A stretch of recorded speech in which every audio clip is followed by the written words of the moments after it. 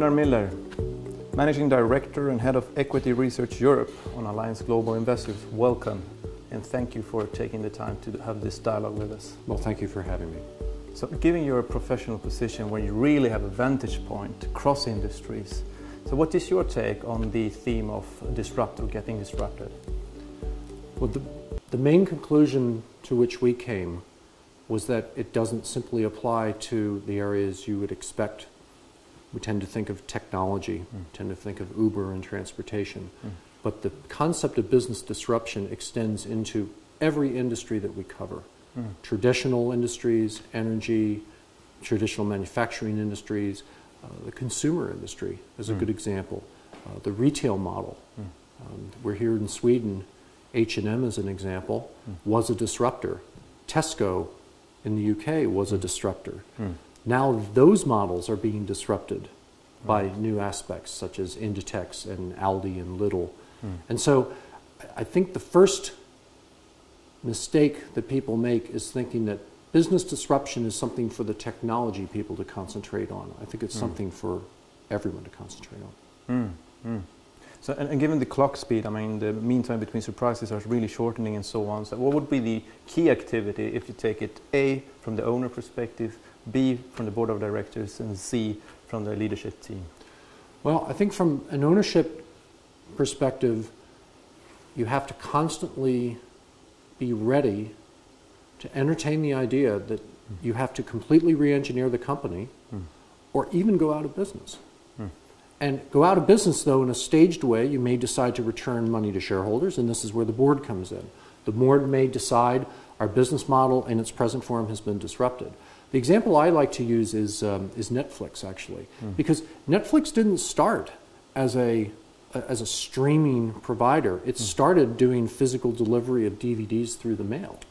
And at one point, they had to sit down as owners and a board of directors, and with pressure from shareholders, they had to think about, here comes the next step. We'll either be completely disrupted or we're going to own digital streaming. And they made the decision to do the latter. So it's not, you have to have a process in which the management can actually contemplate voluntarily going out of business, which is a very tough thing to do because most managements are employed to just keep the ship sailing regardless of what happens forever and ever. And I think it's a very different mentality that enters into the boardroom than we've had before. That's very interesting. So given that and having a structured process to really have a dialogue on this, keeping this theme on the table at all times, so what's your expectations, but also what is your experience from the business model disruption concept?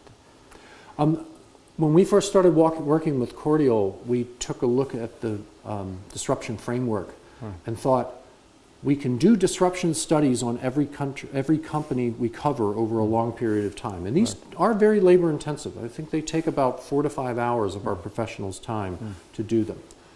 Then we can do these disruption reports and simply stick them in a drawer and maybe later go back and look at them. We had to think of a way that we could keep it front of mind, that we could keep it constantly being addressed. And the way that we did that was we worked it into coming up with the disruption framework and then integrating that with our concept of drivers, of what we call investment drivers. And usually for any investment idea that we usually have 3 or 4 company-specific drivers and 3 or 4 industry drivers. Of those industry drivers, we're trying to make more of them elements that are investigate the disruption case and keep going back and revisit that. And every time a management comes in and you want to sit and meet with them, sometimes you'll either lead or end with a question, oh yes, and by the way, how is this ongoing discussion related to the disruption topic that we brought up? If it's Continental or Daimler, it might be autonomous vehicles or emissions or something like that. So it keeps you on track, it keeps your questions on track. And it also, I think, prevents you from becoming too myopic and too short-term, simply asking, how's the quarter doing? How's profitability this year? These are longer-term things.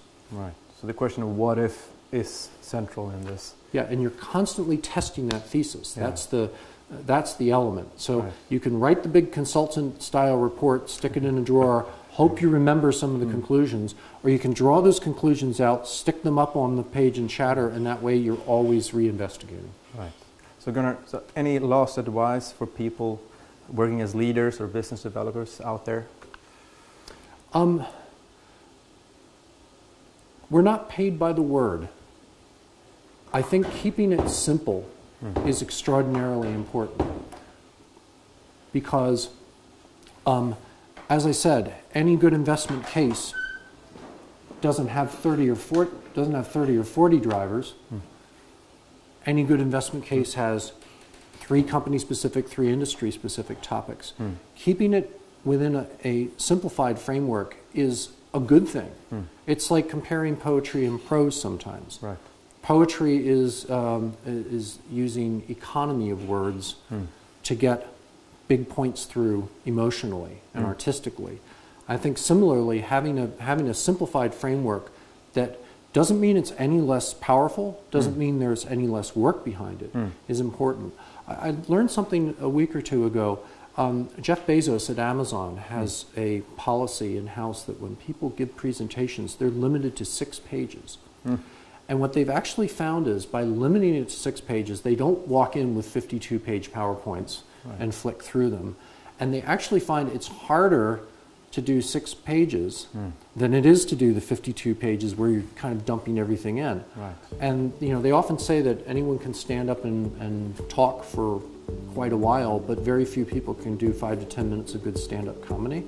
It's a similar thing. There's economy of words related to it, and you really have to drill into what's elemental so that you can keep hammering these themes when you're meeting with managements, especially if you are shareholders, which is the third party you discussed.